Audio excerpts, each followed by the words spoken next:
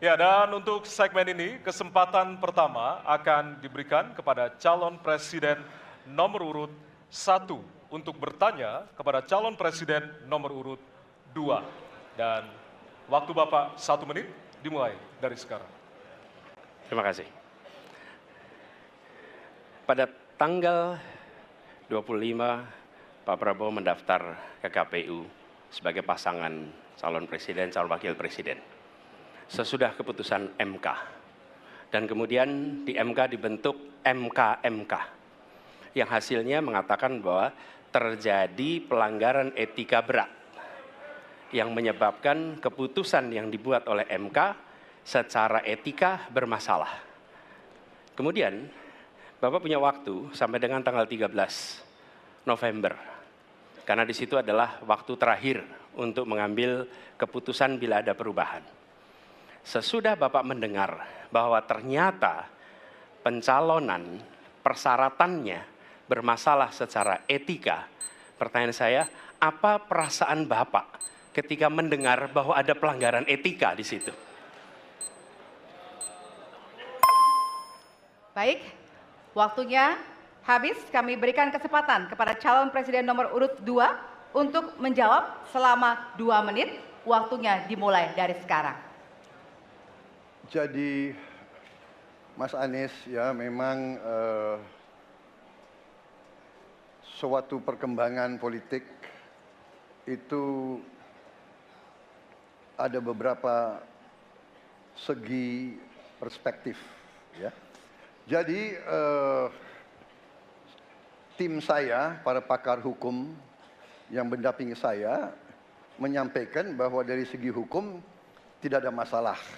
Masalah yang dianggap pelanggaran etika sudah diambil tindakan dan keputusan ya waktu itu oleh pihak yang diberi wewenang, kemudian sudah ada tindakan dan tindakan pun itu masih diperdebatkan karena yang bersangkutan masih memproses. Tetapi intinya adalah bahwa keputusan itu final dan tidak dapat dirubah. Ya, saya laksanakan ya.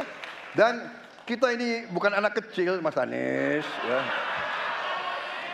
Anda juga paham ya. Sudahlah ya. Sekarang begini. Intinya rakyat yang putuskan, rakyat yang menilai. Kalau rakyat tidak suka Prabowo dan Gibran, nggak usah pilih kami, saudara-saudara sekalian. Dan saya tidak takut tidak punya jabatan, Mas Anies. Sorry ya. Sorry ya. Para penang, Mas Anies, saya tidak punya apa-apa. Saya sudah siap mati untuk negara ini. Baik.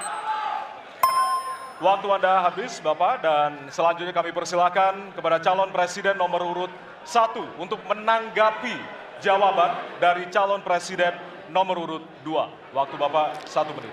Dimulai dari sekarang. Fenomena ordal ini menyebalkan. Di seluruh Indonesia kita menghadapi fenomena ordal.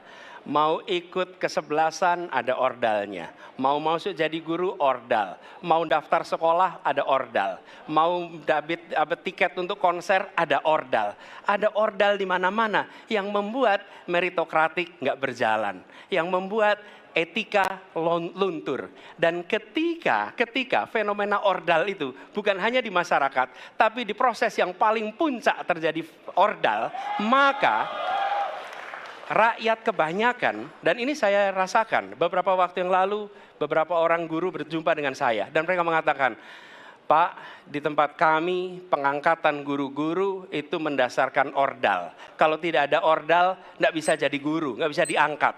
Lalu apa jawabannya? Atasan saya bilang, wong yang di Jakarta aja pakai ordal, kenapa kita di bawah tidak boleh pakai ordal? Negeri ini rusak apabila tatanan itu hilang. Habis. Ya. Sekarang kami berikan kesempatan kepada calon presiden nomor urut 2 untuk menanggapi tanggapan dari calon presiden nomor urut 1. Waktunya 1 menit dari sekarang.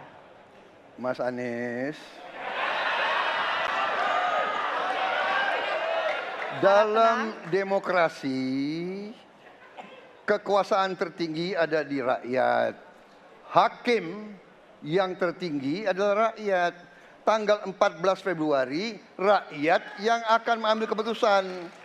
Kalau kami tidak benar, salah, berkhianat, rakyat yang akan menghukum kami. Waktu masih ada, Bapak? Sudah cukup? Baik, terima kasih. Harap tenang hadirin, kita akan lanjutkan. Ya, kita akan lanjutkan.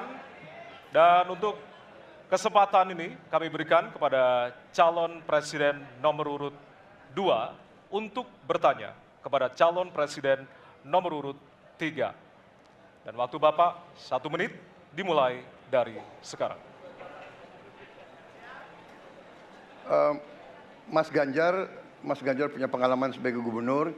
Saya ingin bertanya bagaimana pemikiran Bapak untuk mengatasi pengangguran yang masih banyak, terutama lulusan-lulusan sekolah dan sarjana yang belum tertampung. Mungkin pengalaman Bapak bisa Bapak memberi suatu pencerahan kepada kami. Terima kasih. Waktunya masih ada, Bapak ada yang ingin tambahkan? Baik, cukup. Oke. Selanjutnya kami berikan kesempatan kepada calon presiden nomor urut 3 untuk menjawab selama 2 menit. Waktunya dimulai dari sekarang. Terima kasih Pak Prabowo. Isu ini sangat kontekstual dan saya kira dari pertanyaan masyarakat begitu sulitnya mendapatkan pekerjaan. Ada beberapa poin Pak. Yang pertama adalah membuka ruang investasi yang cukup besar dengan cara memastikan penegakan hukumnya bisa berjalan baik, kepastian hukumnya berjalan dengan baik, transparan, akuntabel, mudah, murah, cepat dalam sebuah layanan. Tanpa itu dilakukan, mereka akan minggat dan mereka akan pergi, tidak mau datang. Yang kedua, ketika mereka datang, sudah masuk berinvestasi katakan, pusat-pusat pertumbuhan sudah diberikan kepada mereka oleh pemerintah dengan fasilitasi kawasan industri umpama, insentif pajak umpama, kemudahan perizinan, ease of doing business umpama, maka ketika kemudian itu sudah berjalan, Pak, yang mesti disiapkan adalah SDM. Ketangguhan SDM untuk menjemput itulah yang kita siapkan. Apa itu? Sekolah vokasi, nggak ada yang lain. Dan kemudian SDM inilah yang kita bisa pastikan bahwa mereka sampai dengan 12 tahun mesti sekolah dan gratis. Inilah yang kemudian bisa kita dorong untuk kemudian mereka bisa naik. Ada juga tindakan afirmasi sekaligus untuk menurunkan kemiskinan adalah setiap satu keluarga miskin kita kasih kesempatan satu anaknya sampai ke perguruan tinggi. Karena itulah yang akan membongkar dan kemudian memberikan ruang pekerjaan yang jauh lebih banyak kepada mereka. Maka peran-peran inilah yang mesti kita dorong. Kawasan industri Kendal sudah bekerja sama dengan 100-an lebih sekolah vokasi. Kawasan industri di Batang sedang kita siapkan, bahkan kita bangunkan sekolah. Kerjasama antara pusat, provinsi, kabupaten menjadi begitu penting untuk memfasilitasi itu, dan kemudian tugas kita mensosialisasikan untuk mereka bisa terlibat di dalamnya. Baik.